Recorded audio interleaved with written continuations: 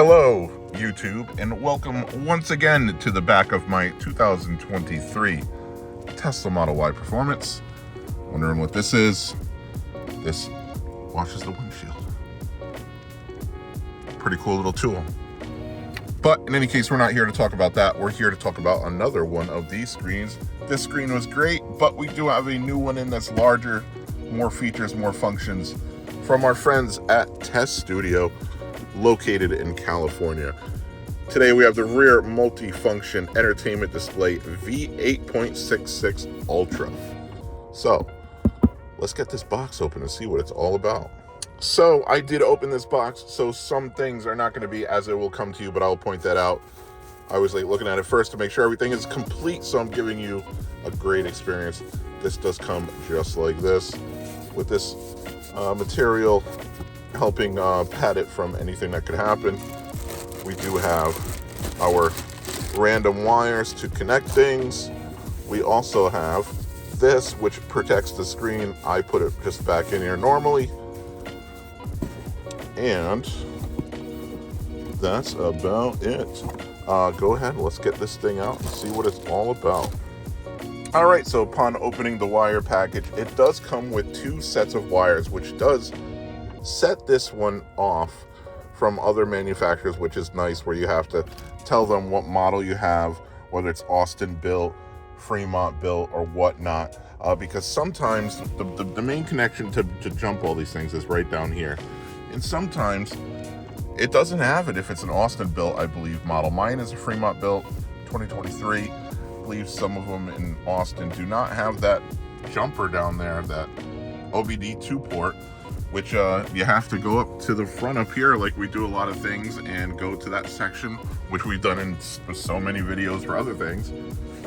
But we do have ours, so we can go ahead and ride off what is down there. I do believe this one right here is if you need to go ahead and use that up there, which we're not going to have to. We're just able to use this, which will jump down here very easily, come up through here like all the rest of the screens. I'm not going to go super in depth because we've done it so many times. You can check back at a video that we've done prior through my videos and you'll see we've done it so many times. Very easy, but I'll show you the gist of it in any case. Also in here we have a USB-C to USB-A adapter, which is always nice because this unit does have USB-C. Only it doesn't have USB-A. This is a cap for the OEM USB-Cs, which you will need to cap off because we're not going to be using that connection that goes to the OEM. This is obviously not OEM. I already have one back there, so I'm not going to need this. But when you disconnect your OEM unit, you're going to have two connections. This is one that you're going to cap, which is very easy, and I'll show you when we get behind here. Spudger, always good to have. And of course the wires. The unit itself is really nice looking. Comparison in size, it is gigantic in comparison. Comes with the airflow already in there, and it does have the airflows to adjust, as well as charging and data USB-C. That is a reset area. And very simple plug and play. I do believe we plug in here, and we also plug in there to our wires down here accordingly, and we will be good to go. So let's go ahead and get this unit off and get started. Exciting. Okay, I've removed my present rear screen, and what you will have once you remove your OEM or present screen is you'll have two things. You'll have this, which went to your USB-Cs. If you have this is the kind you'll have if you have a USB-C. USB-A looks a little different, but this is what you'll have if you have USB-C. And as you can see, I already have this jumper on it, so I'm not going to need this, but you will need that, because if you do not, I do not believe your Qi charger up here will work. You need this connection to be complete for that to all work together. So cap that off and just put it to the side. You're good to go.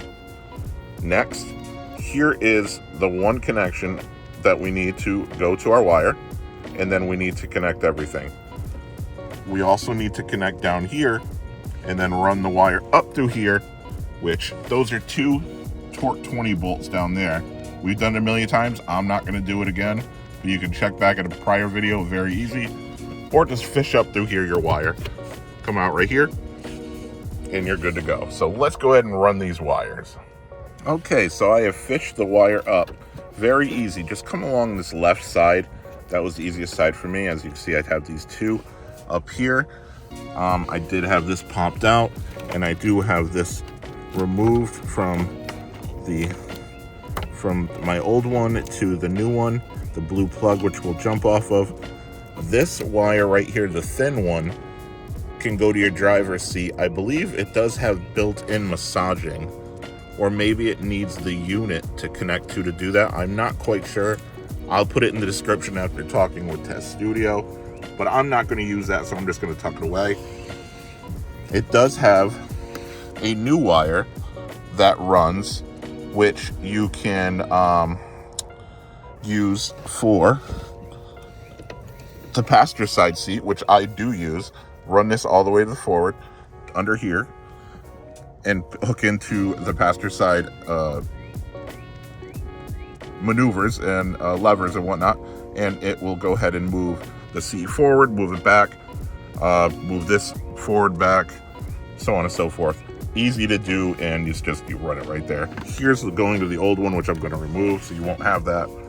Really easy stuff. So let's get this hooked up and test the unit out. Quickly showing the connection. White wire will connect there. Black wire will connect there. Can't mess that up. Very easy. We can see we have power. I'm going to go ahead and turn it all around, put it in its place, and see how it looks. All right, and we do have the rear screen working.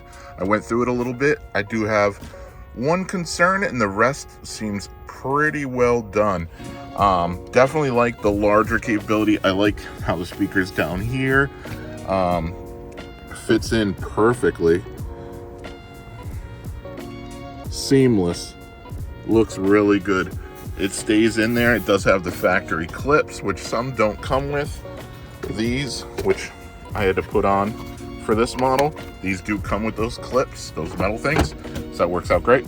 But right now it's time to run this new wire, so we got to get rid of the old one here, run the new one under the seat, which is very easy in the Model Y. Model 3, absolutely not fun, but it's really easy in the Model Y. So we're just going to run that under, tuck it away, go up here, and hook it up. Show you how to do that next.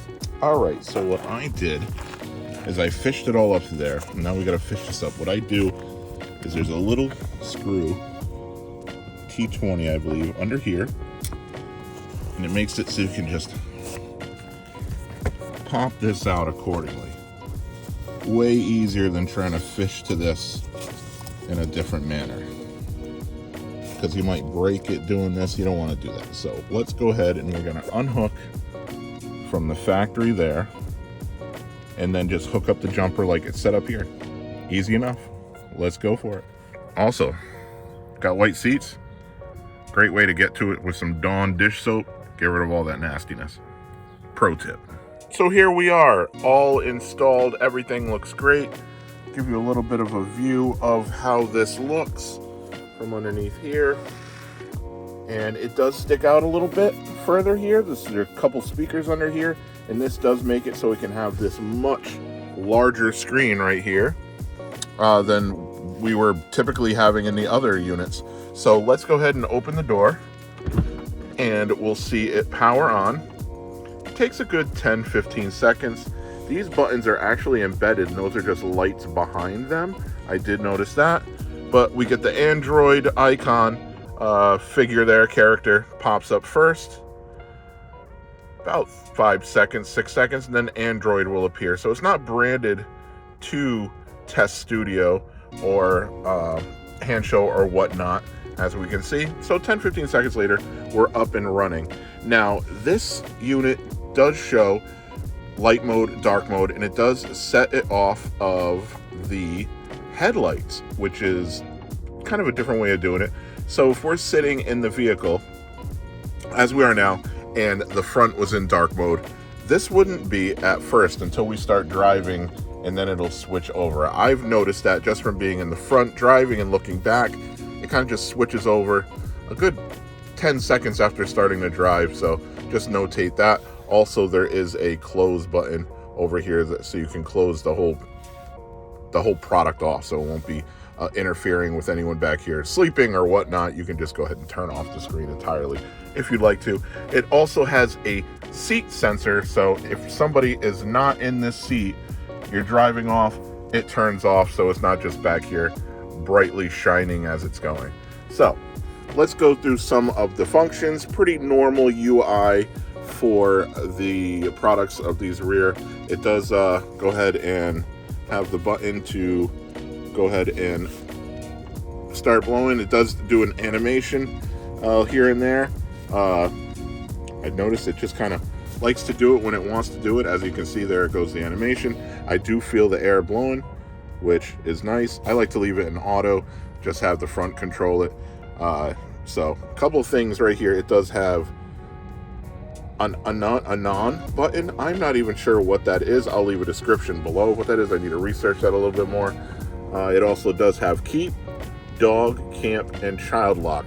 Now, child lock is a great function that's been on a couple of these screens back here, but you just had to press the button to get out of it. This one now, child lock, they can't do anything back here when it comes to playing with the screen for the climate control. And that's for children that want to go ahead and play around. So it is password protected now. I do believe you can change it in the settings, but I just leave it as factory, which is 8687. Okay, and we're back.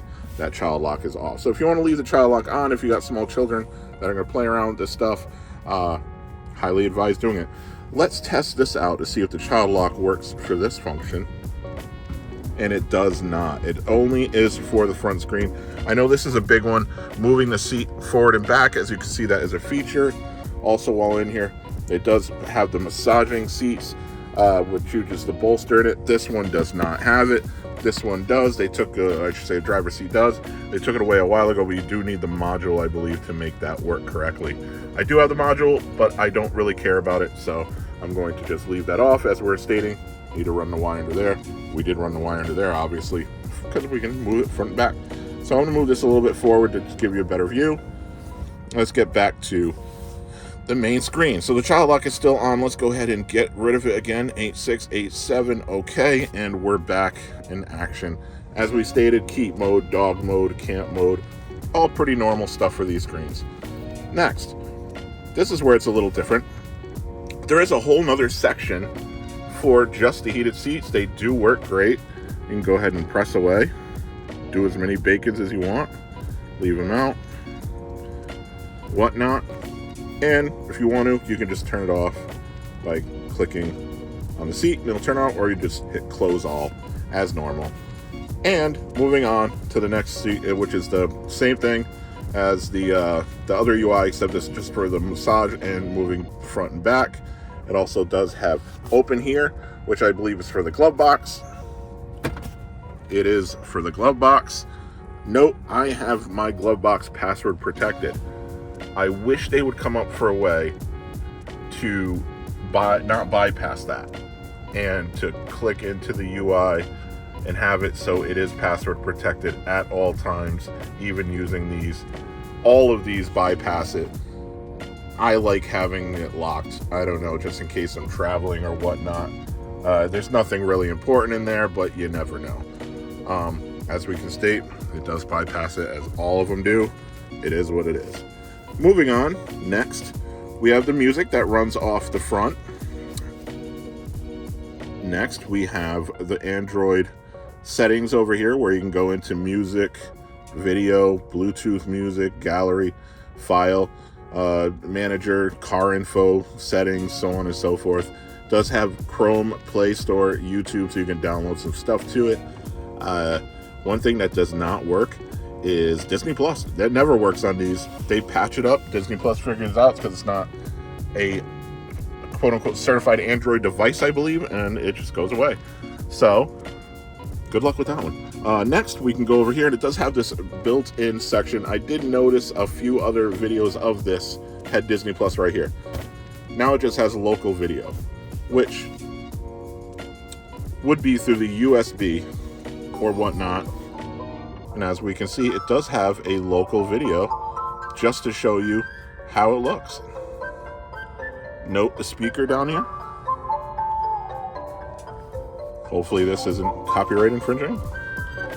So let's get back, and we're back here. Over here we have some car settings. About, tells you a little bit of stuff. File doesn't exist. Custom set. And then we have settings. Vehicle left and right rudder settings. Unit temperature, Fahrenheit, time format, 12 hours. And here is where you'd go in and do your rear seat sensor. This was off on mine by nature. I just put it on and it works perfectly. Also, you can slide down from up here and we have the Wi-Fi, we have Bluetooth, car settings, sound settings, system optimize, and close screen. That's where you would turn the screen off for in case no one's back here. Or I should say, if no one's back here, it's going to go off automatically. But if you're back here and you just want to turn it off, you can do that accordingly. So just start pressing away, and it'll come back. And here we are. So go ahead and swipe down again, and we get into Bluetooth. Bluetooth does support one game controller, one headphone simultaneously, not two of each. Bummer there, but you know, better to have one and one than nothing and nothing. Car settings, we'll get into that. And this is just the Android settings where we can go into the, you know, the Wi-Fi, Bluetooth, audio volume, display brightness, sleep, car settings. Here we'd want to hit more settings, then go into date and time. I did notice a little bug where up here, it was always AM. It never showed PM. So I set it to automatic date and time, use both Bluetooth, use network provided time and GPS provided time. I put use both. If you turn it off and just do it manually, it'll never allow you to use PM. It'll always be AM. But now that I've hooked up my Wi-Fi, it's just updated it and it's good to go. So just a little hint, don't get all crazy thinking it's bugged and it's not going to work. It's fine. It went right there once it hit my Wi-Fi, and good to go. So other than that, pretty cool little unit. It's the biggest screen we have by far. Sounds good. The sound is perfect.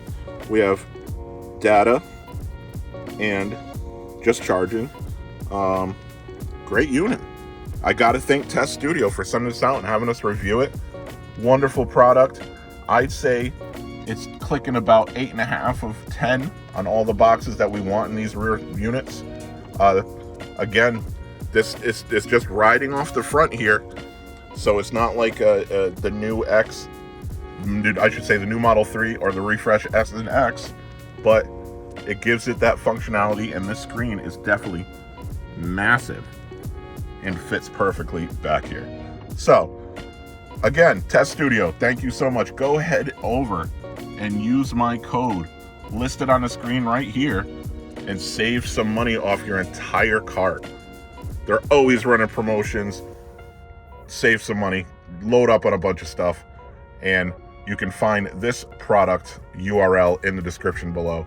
Again, use my code, save a bunch of money, and add a bunch of mods to your Tesla. So, until next time, see ya, YouTube.